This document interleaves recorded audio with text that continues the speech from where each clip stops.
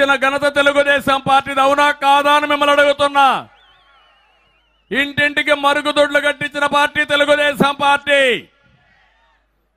గ్రామంలో సిమెంట్ రోడ్లు వేసింది తెలుగుదేశం పార్టీ. ఇంకో పక్క ఎల్ఈడి బల్బులు పెట్టి వెలుగులు తెచ్చిన పార్టీ తెలుగుదేశం పార్టీ.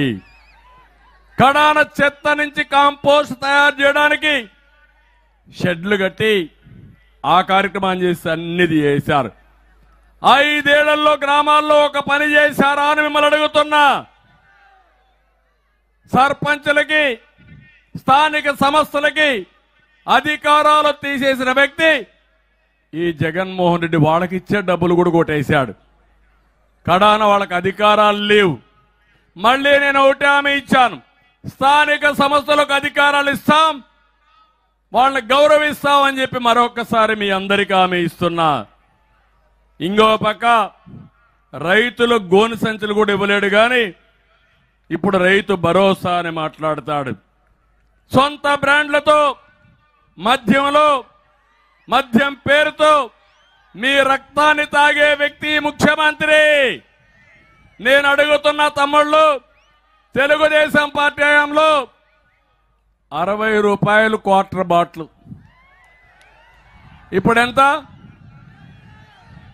200 రూపాయలు. ఇప్పుడు అవునా కాదా? ఆ రోజు నాణ్యమైన మద్యం ఉంది, ఈరోజు నాసిరకం మద్యం. ఒక బాటిల్ వేసుకుంటే కిక్కెక్కదు, రెండో బాటిల్ వేసుకుంటే జోబీ ఖాళీ అయిపోతుంది. ఆ తర్వాత పాపం వాళ్ళు తాగితే తప్ప ఉండలేరు. ముఖ్యమంత్రి తాడేపల్లి కొంపకు డబ్బులు వస్తే తప్ప సాయంత్రానికి బతకలేడు. ఇది ఎక్కడ అన్యాయం? పేదవాళ్ళ రక్తాన్ని తాగే వ్యక్తి ముఖ్యమంత్రి. మద్యపాన నిషేధం పెట్టకపోతే మళ్ళీ నేను ఓటు అడగనని చెప్పాడు.